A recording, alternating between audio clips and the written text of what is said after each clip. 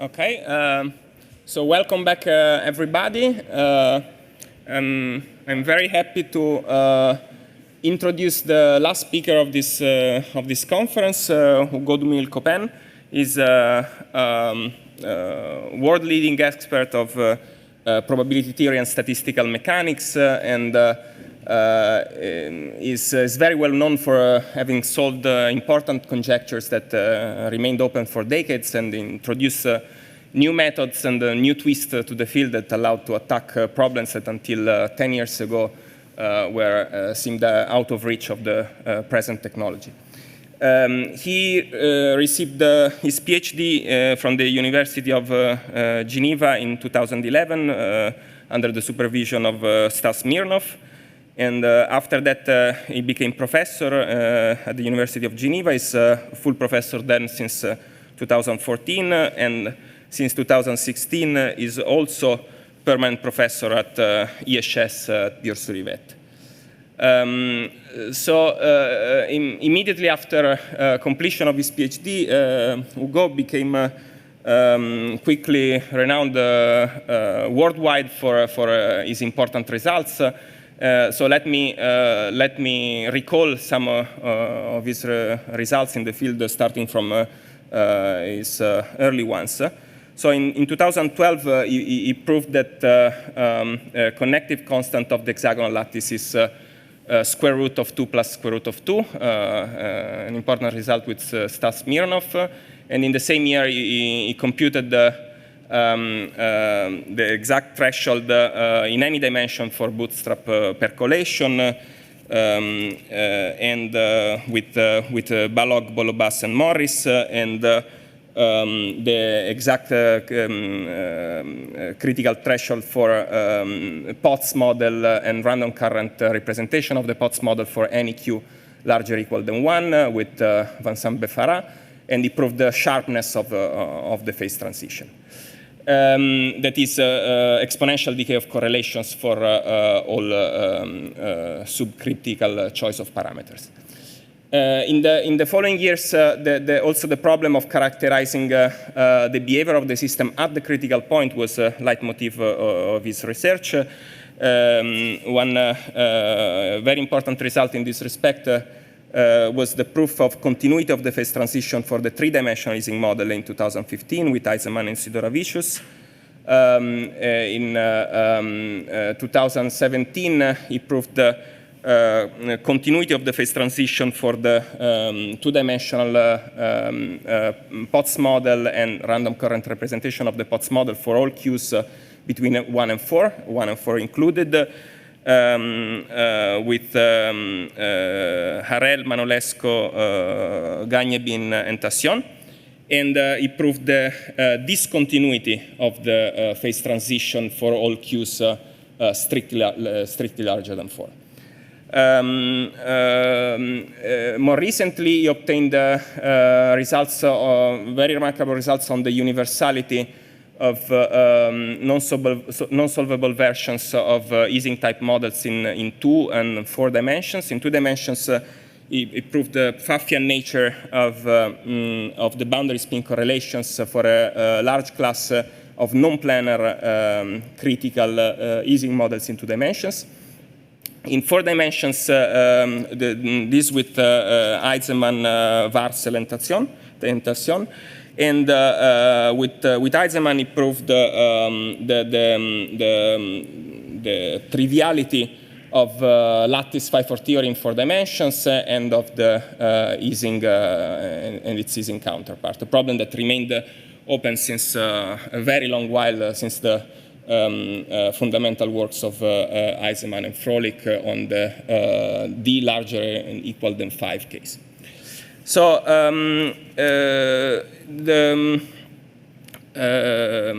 all these results were obtained by a combination of methods that Hugo contributed to generalize substantially and to also combine together in a very effective and novel way.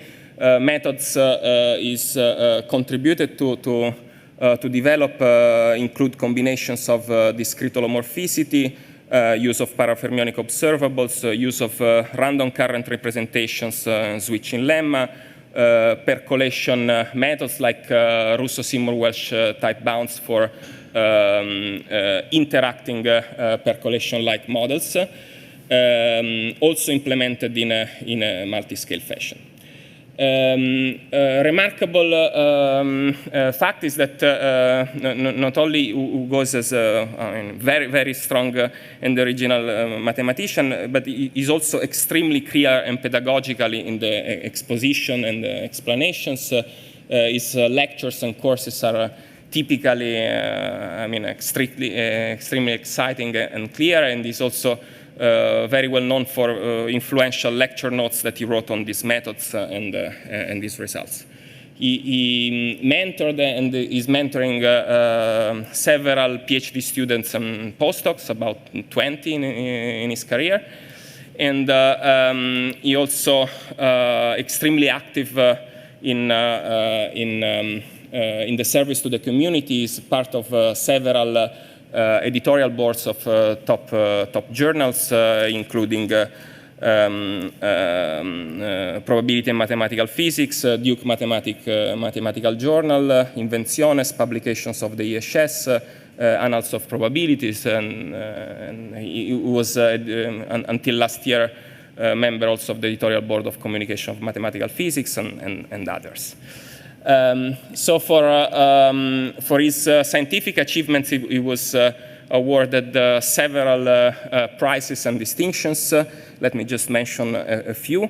He received the Rollo Davidson Prize in 2012, the Early Career Award of ICMP in 2015, the prize of the European Mathematical Society in 2016. In the same year, the New Horizon in Mathematics Prize. In 2017, the Leve International Prize in Probability. He was invited speaker at ICM Rio in 2018, and in 2019 he received the Brushin Prize. So it's a great pleasure to have him today here, and he will talk about emergent symmetries and universality in critical two-dimensional lattice models.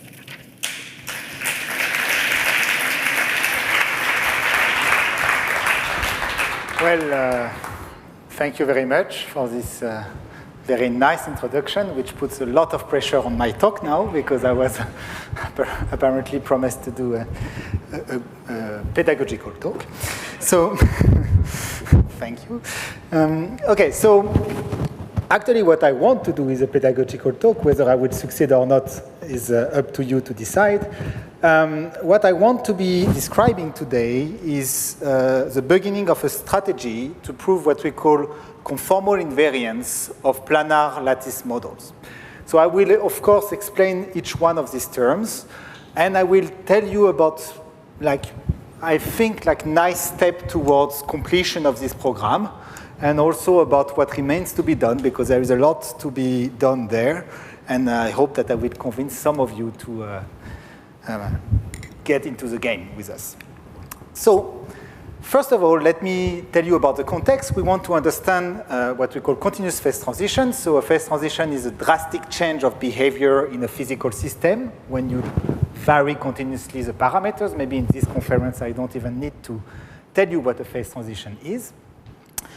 And what I have in mind is several types of phase transitions, like maybe the phase diagram of water, or a phase transition in ferromagnetism, or more precisely for the special talk, for the special case of this talk, because I want to be focusing on one specific example, which I think will give you a good idea of what we are trying to do. I will focus on models of porosity, and I will come back in a second.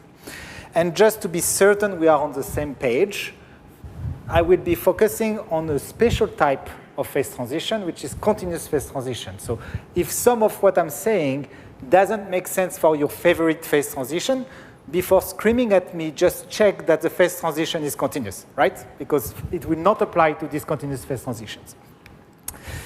Okay, and our goal, as I said, is to understand the behavior of our physical system when it goes through this continuous phase transition. That's our overall goal.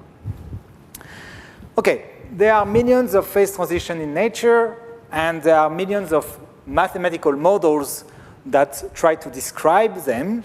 So I'm going to focus on a specific case, a case that was introduced by Hammersley and Broadbent and Hammersley in 1957. And this case is a case of trying to model how water or a fluid can flow through a porous medium. And the idea of Broadbent and Hammersley was to try to model, rather than focusing on the fluid and the properties of the fluid, to focus on the medium itself. So they wanted to kind of understand the medium as a random maze. So the medium would be made of holes and places with matter, and to try to model this as a graph where edges between different vertices would represent corridors, if you want, that are undammed, through which water can flow, while absence of edges should be understood as places where there is matter and water cannot flow. So originally, they didn't actually do that to model water going through a stone, but it was a little bit more violent. They wanted to understand how gas can go through mass. So, it's a little bit more, less optimistic as a vision of the world, but mathematicians like to call it percolation because they really think of making coffee, which this is much less dangerous for the world. But originally, the motivation was different. Okay, let me be more precise about one specific percolation model, like that you have something precise in mind. So think of percolation as a model, so I'm going to model my medium as a random subgraph of a given base graph. So think of your favorite graph. It has vertices V and G, okay? V and E, sorry, vertices V and edges E, sorry. And I'm going to take a random subgraph omega of this original graph. And this random subgraph will have the same set of vertices. So the vertex set is the same. You don't remove any vertices. But you only keep part of the edges. So the edge set will be a subset of the set of edges of the original graph. Okay? And as I said, I'm going to pick this at random. So of course, I need to tell you how I pick this graph at random. And maybe the simplest example, so here I just depicted, here the edges of omega are in red, and the edges that are not in omega but are in G are in black. So now let me tell you how you can, for instance, pick at random a subgraph. What you can do is you can just, for every edge, throw a bias coin, which is tail with probability P and face with probability 1 minus P. And if it's tail, you keep the edge. You put it in your graph omega. And if it's face, you don't put it. And you do that for every edge independently. So you choose independently your vertices, and you get a random subgraph of your original graph. Just to make a nice picture, I didn't make it, but somebody did. I think it's Raphael Cerf in this case. So this is a simulation of 3 realizations of percolation, but with different parameters P. So for P smaller than 0.5, P smaller than 1/2, you see here, colored in different colors, the different connected components of my graph. And you see that they are all quite small. On the other hand, if I focus on P larger than 1/2, strictly, you see that what appears is that there is one macroscopic connected component that is almost everywhere, and all the other connected components are small. On the other hand, for P equal 1/2, something more interesting seems to be happening, but this I will come back later to this case. Okay, so 3 simulations, and the only thing I want you to keep in mind when you think about this simulation is that they are nice, they are not from me, and there is something very different for P smaller than 1/2 and P larger than 1/2. Okay? Just maybe that you don't feel like, well, this is a very specific model. Why did he define his random subgraph like that? Let me just give you examples of other percolation models, because this is just one example of a percolation model, but you can pick at random your graph in many different ways. One way which will be very relevant, and for people that do statistical mechanics for a living, they may already have encountered this, is called FK percolation, Fortuyn-Castellan percolation. It's dating back to 1970. And the idea is that you start from the same, this is the law, p to the number of edges in omega, 1 minus p to the number of edges that are in G but not in omega. This is exactly a way of writing Bernoulli percolations measure. But what I'm going to do is I'm going to add a topological term here. I'm going to add a Q to the number of connected components in my graph. This changes completely the measure, and just that everybody is agreeing with me, it's not giving you a probability measure, so I need to renormalize to get a probability measure. And this gives you a generalization of Bernoulli percolation, because Q equal 1 is exactly Bernoulli percolation, and it's a very relevant generalization of Bernoulli percolation. In particular, for integer values of Q, these models are related very naturally to the classical Potts model, which are models for ferromagnetism. So this is a very natural and very interesting class of percolation models. If you don't like it, you are right, maybe. I disagree with you, but everybody is entitled to his opinion, I guess. If you don't like it, you have other percolation models that I hope you will like.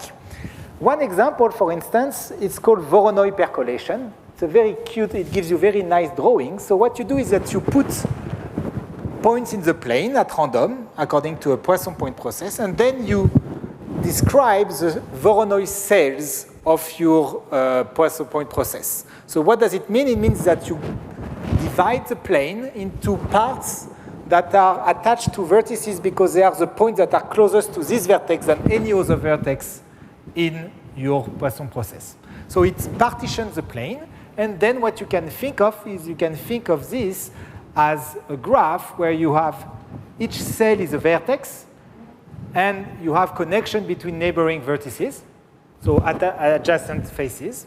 And then what you do is you do something slightly different. You don't take a subgraph where you remove edges and keep all the vertices. What you do is that you keep vertices with a certain probability p, and you remove them with probability 1 minus p. So here, for instance, it will correspond to coloring in black the vertices that I keep, and coloring in white the vertices that I remove. And you again get a kind of random coloring or random subgraph, which is for which you can study the properties. There are many other percolation models related to random homogeneous polynomials, related to eigenfunctions of the Laplacian, of Gaussian free field, etc. But I'm not going to enter into details, but I just wanted to tell you that there is a whole zoo of percolation models, and they are all interesting, and maybe they are not all interesting, but many of them are interesting, and you have very rich behavior. Okay, back to percolation, to Bernoulli percolation. Back to FK percolation. So let's consider the square lattice, because it's easy to draw and because it has very nice properties. So let's decide that we work on the square lattice and we focus on FK percolation, right? So it was the first example here. This here. So I focus on FK percolation on Z2, and I want to be defining exactly what I mean by a phase transition in my model. By phase transition here, I mean that there exists a critical point, PC, below which there is no infinite connected component in my graph, meaning that 0 is connected to infinity or is in an infinite connected component with probability 0. This is for P smaller than PC. And for P larger than PC, the probability is strictly positive. Okay? So I claim that there exists such a PC. You need to prove it. It's not extremely tough, but this is maybe an exercise for people that don't want to listen to me for the remainder of the talk. So there exists a critical point. And notice that it's a phase transition in the following sense, that below PC, for P smaller than PC, there is no infinite connected component almost surely. And for P larger than PC, in fact, you can prove that there exists an infinite connected component almost surely. So the probability of having a phase an infinite connected component jumps from 0 to 1 by just moving P through PC. So this is a phase transition. Sharp drastic change of behavior by continuously moving P. Okay? And by the way, the theta that I mentioned here, theta of PQ, you can think of it as the density of this infinite connected component when P is larger than PC. Okay, so it's a measurement, if you want, of the porosity of your medium. That's a way of looking at theta. Okay, questions. What can we ask on these models? First thing, maybe the most natural question, often hopeless, but sometimes doable, what is PC? Okay, there exists PC, but can I compute it explicitly? Can I get a formula for it? Because probably it will be simpler to study what happens at PC if I know what it is. Second question is, if I compute PC, or maybe independently of that, can I understand how theta of PQ behaves as a function of P? So I know it's 0 below PC. I know it's strictly positive above PC. But how does it behave in particular when P goes to PC from above?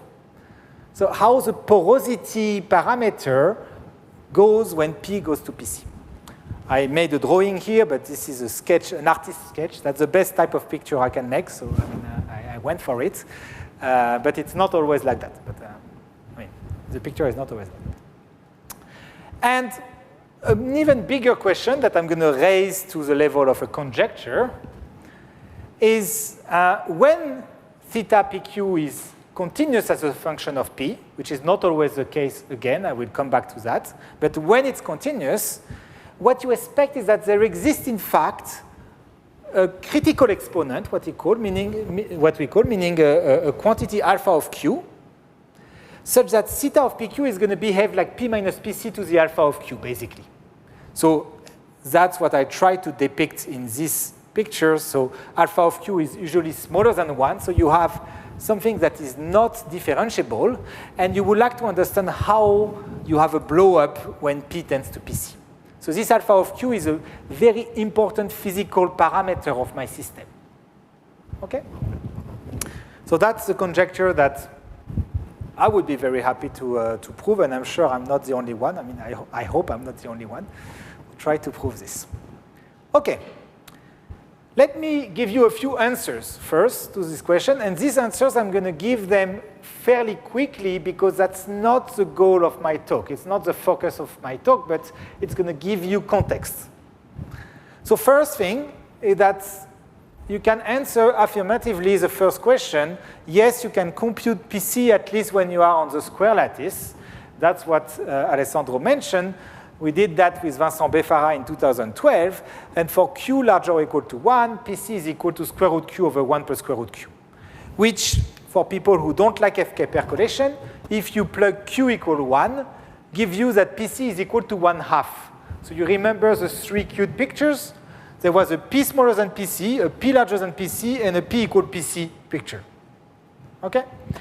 By the way, the PC equal 1/2 is one of the most famous probability results. It's due to Kesten in the 80s, in 1980 actually. And it took some time to get the Q larger or equal to 1 because you had to develop a technology that allows you to treat percolation processes with dependence. Just this is a parenthesis.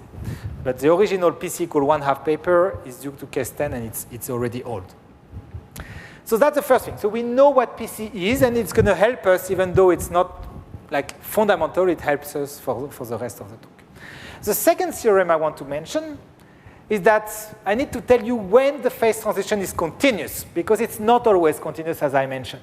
In fact, it's only continuous when Q is between 1 and 4, and it's discontinuous as soon as Q is larger than 4.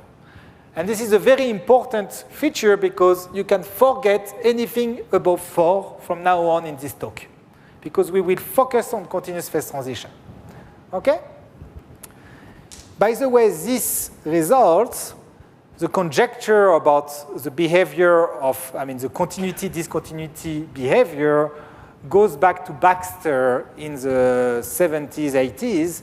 So, I'm very happy about the choice of Baxter for the Henri Poincaré Prize. And this is my way of thanking him for his contributions. Okay, the last thing I want to mention is more recent.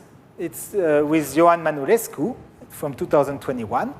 And it's telling you something that is going to be important for you because you are going to be able to forget completely about the first part of the talk, which is always nice, right? If you can just forget what people said. So it says the following. It tells you that the behavior of theta of PQ, that's my goal, right? I want to understand how theta of PQ behaves. Well, the behavior of theta of PQ is intimately related to the large-scale properties of the model at PC. It's related through what people refer to as scaling relations. And this is something very important physically to understand scaling relations, because if you think about it, an experimentalist will never manage to tune its experiment to be exactly at PC when it's a continuous phase transition. When it's discontinuous, there is some kind of self-tuning. But if it's continuous, the guy will never be exactly at criticality, exactly at the right temperature. So in fact, what a physicist is going to do in his experiment is study what is near the critical point. So you need to be able to relate this behavior of the near critical behavior to the critical behavior, because mathematically that's exactly at the critical behavior that things are nice. So this theorem is telling you how to do for the class of model we have in mind. And this again, the scaling relation for Bernoulli percolation actually go back to Kesten in 87, but it took quite a long time to manage to extend them to the large class of model we are focusing on. Okay, so that's to give you a context, and I hope that these three theorems convince you that from now on we can actually focus on the critical point only, try to understand what happened at criticality, and that we can focus on Q smaller or equal to 4 and PC equals square root Q over 1 plus square root Q, because that's where a continuous phase transition occurs. In fact, I'm going to simplify your life a little bit, and we are going to even focus for almost the remainder of the talk on Bernoulli percolation, which is Q equal 1, so it's indeed smaller or equal to 4. It's a continuous phase transition at PC, which is 1/2 for Bernoulli percolation. So forget about FK percolation. We'll go back to that at the very end of the talk, and I'm going to illustrate what I want to, the message I want to convey for the case of Bernoulli percolation. But I wanted you to have this kind of more general background to kind of be able to locate where I'm going in a bigger context. Okay, so now Bernoulli percolation, I'm tossing coins that are actually biased even, and I'm keeping unbiased, sorry, so it's really your standard Swiss coin. And you just pick a random subgraph of Z2 and you try to understand what happens at large scales. Okay. So in order to understand what happens at large scales, I'm going to want at some point to take a limit when the scales go to infinity. And in order to be kind of working with something tangible, I'm going to not take larger and larger distances. What I'm going to do is I'm going to shrink the lattice. It's exactly corresponding to the same thing, but instead of looking at Z2 on bigger and bigger scales, I'm going to look at a fixed window and a lattice with very thin edges, let's say edges of size delta. So omega delta will refer to Bernoulli percolation on delta Z2, okay? And I forget about the P parameter because it's 1/2, always, whatever the delta. Okay, so I look at omega delta, and I want to be thinking of that as something visually kind of more tangible, so I can think of it as a random subgraph of delta Z2, but this may be a little bit complicated to visualize. So what I'm going to do is I'm going to think of the boundaries of the connected components. The boundaries, if you follow the boundary of the connected components, you end up with loops. And I'm going to think of a percolation configuration as a collection of loops. Okay? And once I think of this that way, I can naturally define the distance between two percolation configurations, how close they are, by just applying the following definition. I'm going to say that two families of loops f and f primes are close to each other. They are within distance epsilon. If for any loop of radius at least epsilon in the first configuration, there exists a loop in the second one, and I can parameterize these two loops in such a way that they remain at distance epsilon of each other along the whole parametrization.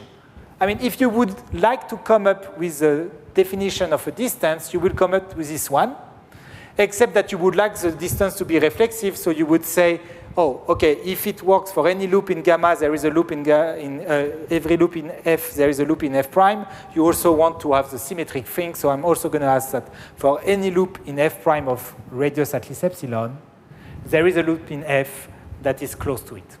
Okay? Really, I mean, if you didn't get the definition, think, okay, there is a natural notion of distance, and I believe this guy that is going to work with the right. I mean, you should not always do that, but I mean, if your life doesn't depend on it, which is your case, you can believe me on this one. Okay, so now I'm going to do something a little bit unorthodox, which is that I'm going to really try to describe a big picture which we don't know how to justify, so there is going to be many conjectures, but I want to tell you a story. Okay, so nothing of what I'm going to say is actually theorems for now. It's conjectures for the next 3 slides, but let's try to have this, the ball rolling. So first conjecture, you know, I mean, you have a family omega delta. I mean, what can happen, right? Omega delta is going to converge. So first conjecture, if you are at criticality, omega delta converges as a random object, as a random collection of loops, to a random collection of loops in the continuum that I call omega continuous. It's absolutely unclear that this is true. I mean, I think we all saw at least one sequence that is not converging in our life. So, I mean, a priori, it could not converge, but let's make this assumption. Well, I claim that if I make this conjecture, then omega continuous is enjoying 2 very natural symmetries. The first one is that it's symmetric, it's a scale invariant, sorry. So it's invariant under scaling. And the second one is that it's invariant under translations. And as I like to say, or somebody told me maybe once, every talk should have a proof somewhere. So here it's easy because there is a very simple proof of this proposition once you conjecture, I mean, once you have the definition of omega continuous, which is justified. So if omega continuous exists, then it's automatically scale invariant, in fact, because it's the limit of omega lambda delta, which is just lambda times omega delta. So if omega lambda delta and omega delta converge, they both converge to omega continuous. So automatically, omega continuous has the same law as lambda omega continuous. So scale invariance is automatic if you have existence of omega continuous. And if you think about it, it's the same for translation. I just put the justification. I don't go through it, just that if you want, you can focus on it for the remainder of the talk. It's also automatic to have translation invariance. So automatically, if I have omega continuous, which is well defined, I have 2 symmetries for free. What I claim now, and this is less obvious, is that there is a third symmetry that comes into the game. And it's a symmetry by rotations. If I take a rotation by an angle alpha, then the law of omega continuous and rho alpha and the rotation by alpha of omega continuous is the same. And this, if you think about it, is obvious if you take a rotation by an angle pi over 2, because this is already a symmetry of the original lattice. But what I claim is that this is true for any angle. Irrational, whatever you want, any angle, this is a symmetry. And this is, at least the first time I saw this conjecture, I had a harder time believing it. But physicists have a good reason for that, is that, you know, if you have a hard time justifying a conjecture, you just make a bigger one. So here is the bigger one. What the conjecture is that the scaling limit, so the limit of omega delta, is independent of the lattice. So you can start with triangular lattice, you can start with hexagonal lattice, you can start with any biperiodic lattice, planar. If you take the scaling limit, you should converge to the same object, omega continuous.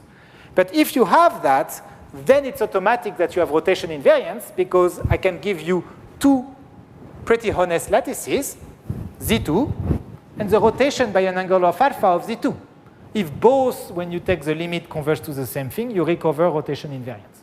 So of course, it's a little bit of a hammer to kill a fly, because the universality conjecture is much harder probably to justify than rotation invariance. Okay, so, well, but why not? I mean, big conjectures are important to drive research, so this is a beautiful conjecture, and probably a conjecture that is going to make us mathematical physicists not out of a job for a very long time, because we will take a long time to understand universality in general. Just an intuition for universality, because I'm in the right conference to actually speak about that. So you can understand universality from a dynamical system point of view, in some sense, by referring to the renormalization group. So what do? You think of rescaling your lattice or your model as applying a map. So you rescale by a factor lambda. It's like applying a map T lambda on the space of models. I'm not saying it's well-defined. I'm not saying it's easy to characterize, but you just encode rescaling as applying a map. But then omega continuous is just the limit of iteration of this map infinitely many times. So automatically, it must be a fixed point of this map. So omega continuous is a fixed point of all the T lambda, in fact. All these maps T lambda. So then you do something, why not? You disregard completely the fact that dynamical systems could have several fixed points, and you say there is a unique one. And if there is a unique one, whatever lattice you start from, you apply this map T lambda, you are going to end up with a fixed point of T lambda. It's unique, so it's omega continuous, always the same guy. Okay? So when you formalize it like that, you realize that, okay, I mean, the story is going to be difficult, because justifying the uniqueness of this fixed point is actually exactly where all the juice lies, right? And it's very difficult to justify. But, okay, it's cool to give talks on conjectures, because you can get away with everything. So let's assume this conjecture and keep going further. So now you agree we have 3 symmetries: rotation, scale, and translation. And what I claim is that, in fact, these are special instances of a stronger symmetry. And this stronger symmetry is called conformal invariance. So what does it say?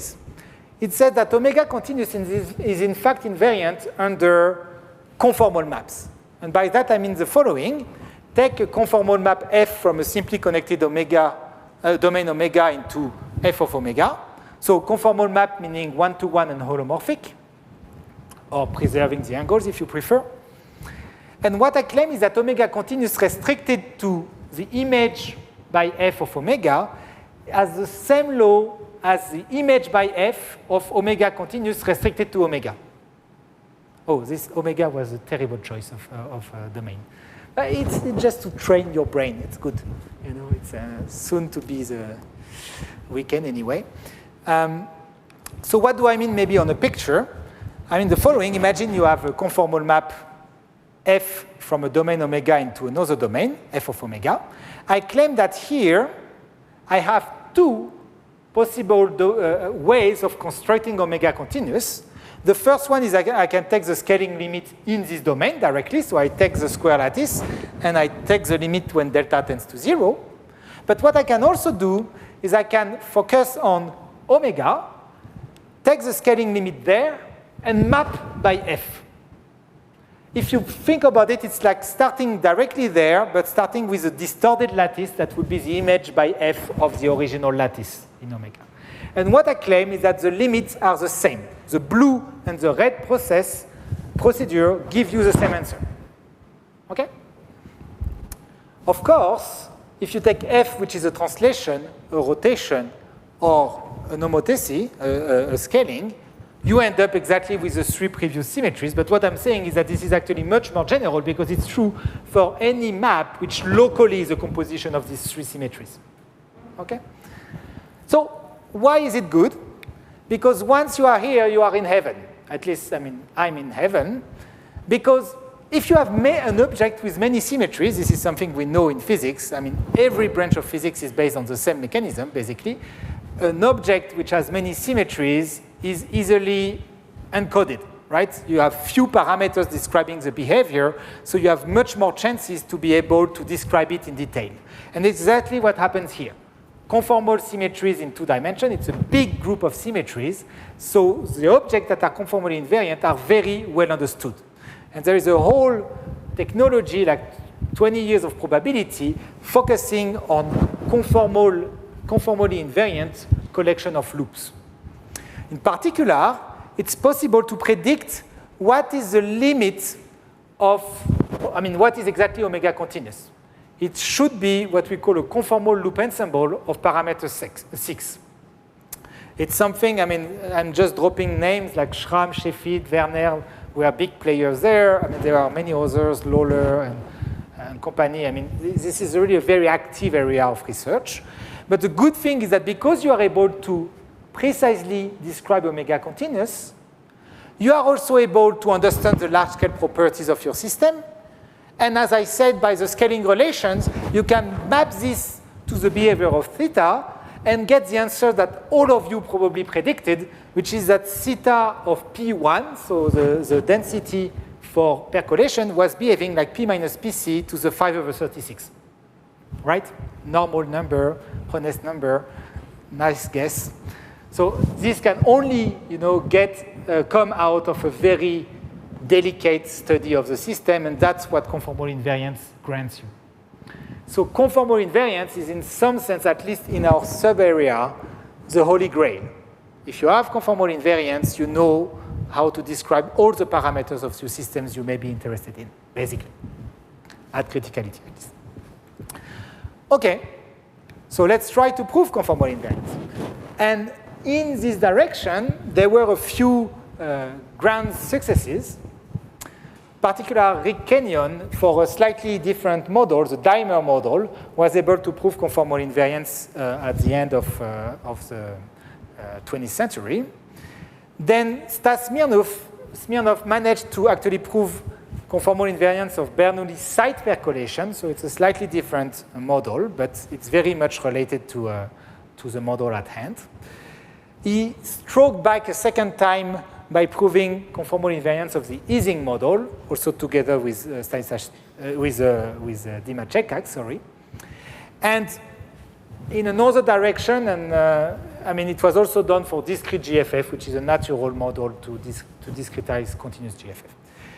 But this is basically the only cases. There are a few related models, but these are the handful of models for which you have a proof of conformal invariance. And in some sense, these models are really nice. They enjoy specific properties that are not shared universally by model in planar statistical physics.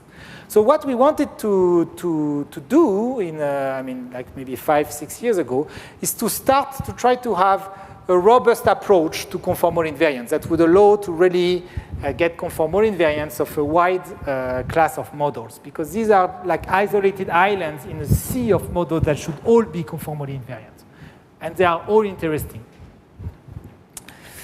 Okay, so how could we do? Well, basically, the previous slides kind of suggest a 3-step strategy. The first step would be to prove that the scaling limit exists. So you prove that this omega delta converges. Okay? Okay, if you have that, you have 2 symmetries for free, translation and scaling. Second step is that you prove that in addition to that, you have rotation invariance. So either you are, bold and you try to prove it through universality, which is an even bigger conjecture, or maybe you just try directly to prove rotation invariance.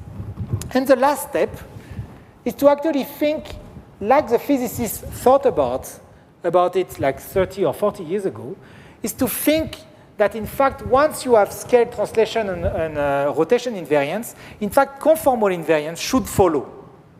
It's not something that you should prove. It's something that should follow from the 3 other invariances. Basically, because the Euclidean field theory that is describing the limit should be local. So, you can throw words at somebody like that in a bar to be certain he leaves. But yeah, that third step should be kind of natural. And so we tried, and we thought, I mean, step 1 is going to be easier than step 2, which is easier than step 3. It's usually how you proceed, right, in your mind. And we got completely wrong. But completely wrong. So in fact, I strongly believe that step 3 is the simplest one, and we have almost a proof. But I mean, okay, it's resisting. Step 2, and that's going to be the theorem in this talk, because there is going to be a theorem, is actually proved. And only step 1 is remaining. So I will come back to that at the very end, because it tells you two things. I mean, we are very close to have step 3. So if you have step 2 and step 3, at least it tells you that if there is a limit, necessarily it's conformally invariant, which is something that physicists at least will be happy with, because I mean, they really believe that there is a limit. This is not what is challenging for them. What is challenging is to describe the limit. And this step 2 and 3 would be sufficient to do that. Step 2 is done. So now, as a mathematician, you really want to do step 1, I mean, and to complete, of course, the proof of step 3. But at least it gives you a little bit of an idea of where we stand in the program. So let's drop this and come back at the very last slide on it. And let me tell you about the theorem now. So the theorem is going to tell you that there is rotation invariance of the limit. But since I don't want to be claiming there is a limit, I'm going to do something more quantitative. I'm going to say the following. So first, define the distance between percolation models, which is the following. You are going to say the distance is smaller than epsilon between two percolation models. If there is a way to make these two percolation models live on the same probability space, that's what probabilists call a coupling. If there exists a coupling such that with very large probability, meaning probability 1 minus epsilon, the distance between the two loop configuration, one from the first percolation model, the other one from the second percolation model, the distance is epsilon at most. Okay, so you have small distance between two percolation models if you can kind of combine them on the same probability space in such a way that the typical distance between the loop configuration is small. Okay? It's a fairly natural way of measuring the distance. And what the theorem is saying, theorem together with Kozlowski, Krachun, Manurescu, and Ulamara. So if you have questions, I saw Mendes, Ulamara, and Dima Krachun in the room. So please go to them first. And if they don't manage to answer, report to me that they didn't manage to answer. No stress, huh? Whatever. So the theorem is saying that there exists constant, whatever, such that for any delta and any angle alpha, then the distance between the percolation model on delta Z2 and on the rotation by an angle alpha of delta Z2, the distance is smaller than constant delta to the C. So it's getting to 0 when delta tends to 0. In particular, if you think about it, it tells you that any subsequential limit of the omega delta must be rotationally invariant. And you even have some kind of quantitative description of how close it is to rotationally invariant. Okay, just because maybe this is a little bit abstract, I mean, what is a coupling? If this is the first time you encounter one, I mean, maybe you want to run. So let me just interpret in a slightly more explicit fashion the theorem.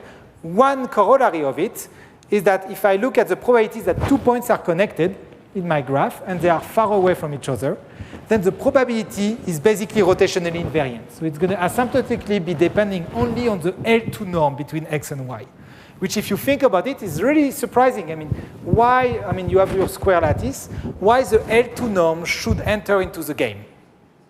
Why 0 connected to n0 should be the same as 0 connected to e to the I alpha times n0, right? I mean, this is something that at first sight may be very surprising, but this is a nice corollary of rotation invariance.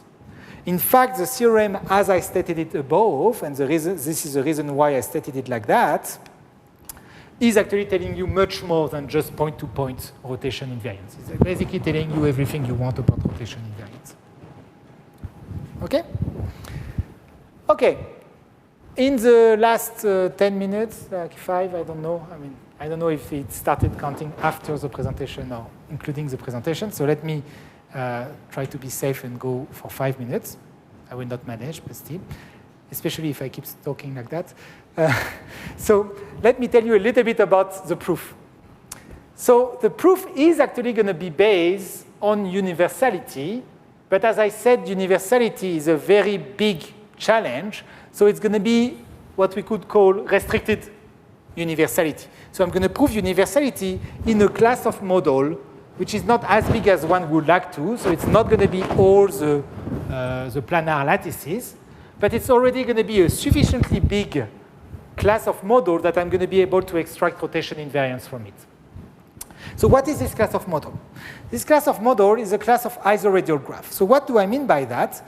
So I'm going to define percolation on a specific class of graph, which are graphs for which every face is inscribed in a circle of radius 1, or radius delta if you are thinking of delta Z2.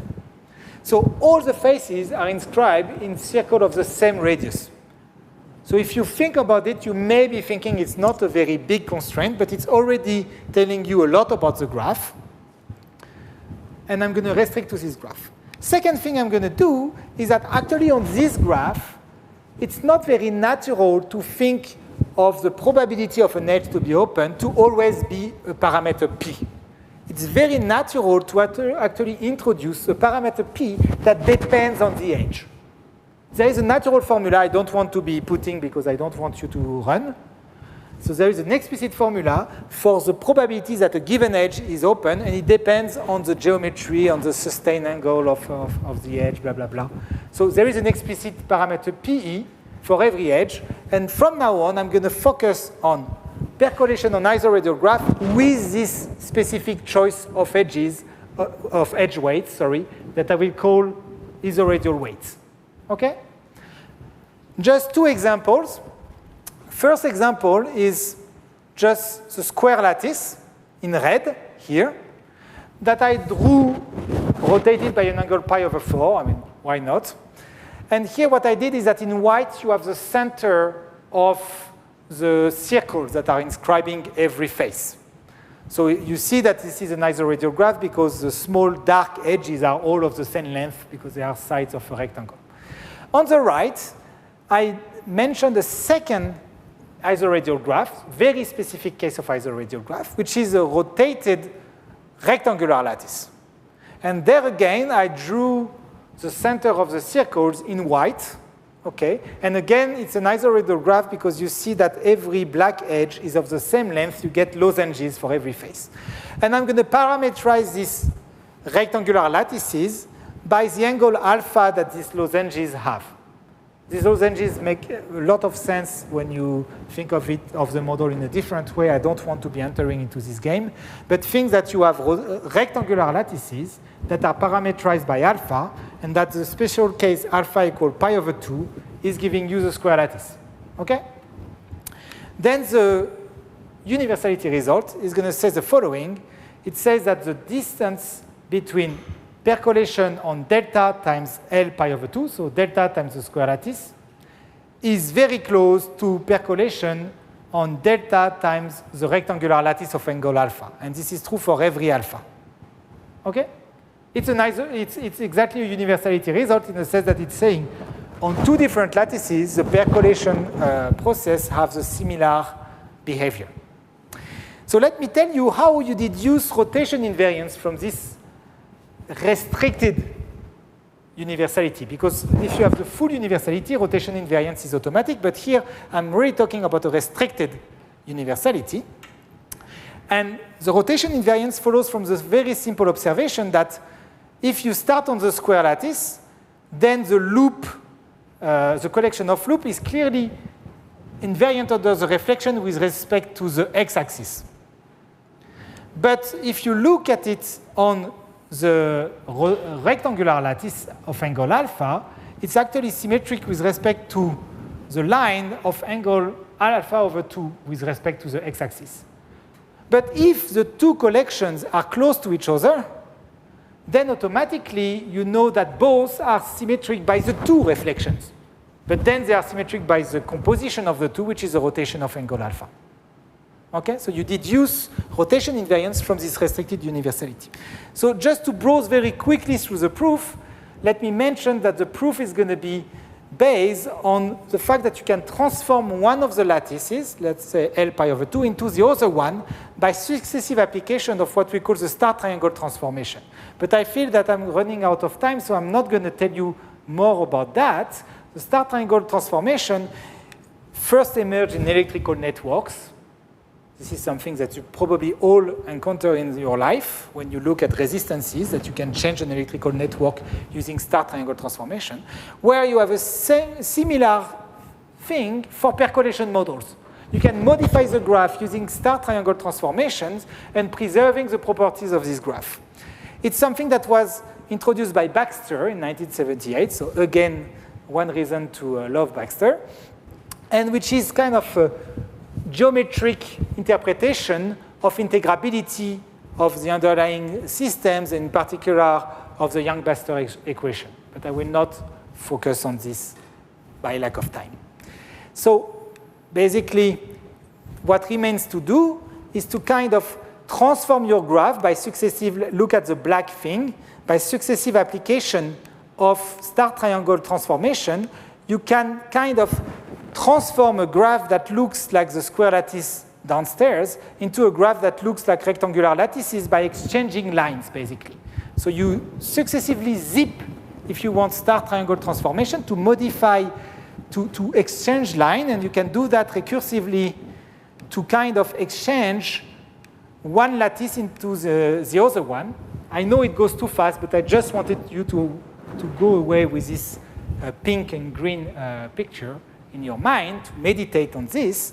And the thing is that when you do this star triangle transformation on your percolation model, you can actually keep track of how they modify the loops. There is a lot of work there, but you can prove that in fact the loops are not modified much by successive application of the star triangle transformation. So the whole difficulty lies in this claim that I just said, but you can modify it. So bottom line, integrability translates into a star triangle transformation, and we use this to kind of transform one lattice into the other one, keeping track of how the percolation configuration evolves. This theorem actually extends to every random cluster model, every Fortune-Castellan percolation, which has a continuous phase transition, which you see, at least we don't prove conformal invariance, but we get rotation invariance for a large class of models. So we are aiming at the right thing. We are, managing to get something more systematic in some sense than the existing proofs. And let me conclude with the questions. So first thing is that this restricted universality, we really use only these rectangular lattices, but we really believe that our proof gives every isoradiograph, which is already a fairly nice class of models, and I think that somebody in the room is working on that, so please don't work on that, otherwise he will go at me that I should not have mentioned the problem. So universality here, this is probably doable. Then, as I said, the third step of the strategy, proving that scale plus translation plus rotation implies conformal invariance, this is also almost done. So maybe we will never manage, because in math almost means zero, right? But we really are very close to completion of that, and this, as I said, would give you already that if there is a limit, it's automatically conformally invariant, and it has to be CLE kappa for whatever. And the big question that remains is maybe what for a physicist would be the simplest question to believe, which is, can you prove that, no, what is it? Can you prove that there exists a scaling limit? Okay, can you prove that omega delta indeed converges? And a question for the 22nd century or the third millennium, I don't know, prove universality on a general, like really at the level of generality that physicists want it to be. Thank you very much for your attention, and I'm open to questions. Thank you.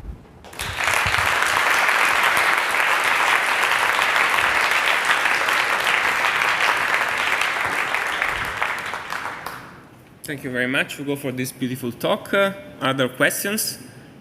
Yes, please. Oh yeah, thank you for the very interesting talk. Can you go to the last slide? Yeah. Yes.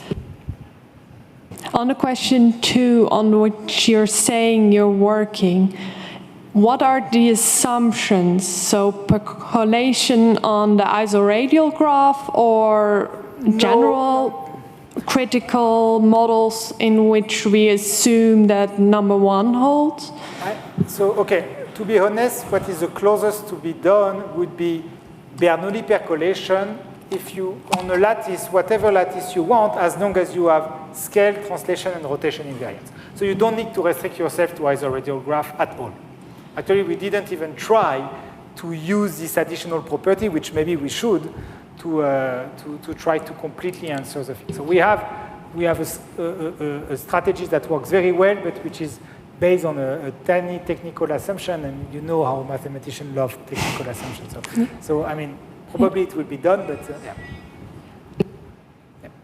Thank you, but it wouldn't necessarily generalize to Ising models or something else. And the strategy does generalize to Ising or any FK percolation, just that then the technical assumption I would be less, I mean, I want to be more cautious about whether it can be done in a year, let's say. I understand that it's work in progress. I was just curious about the potential scope. Yes, the strategy also generalizes. Okay. Yes. The story is the same for Bernoulli and FK. More questions?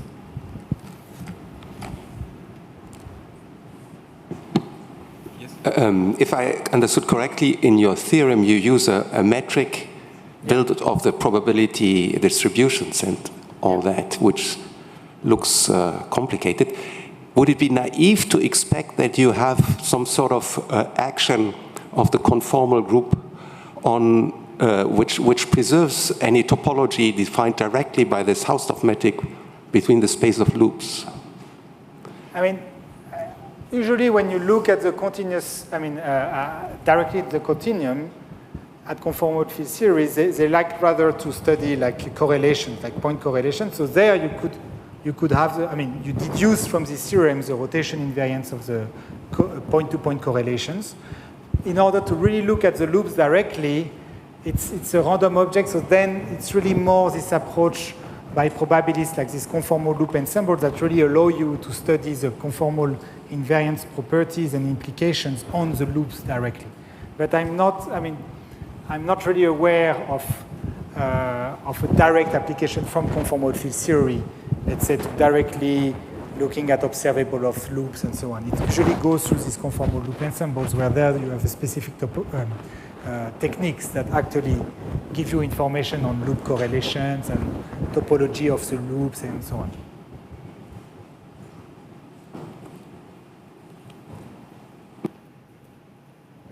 More questions? Okay, I don't see. Are there online questions? No? Okay, so if not, let's thank Hugo again.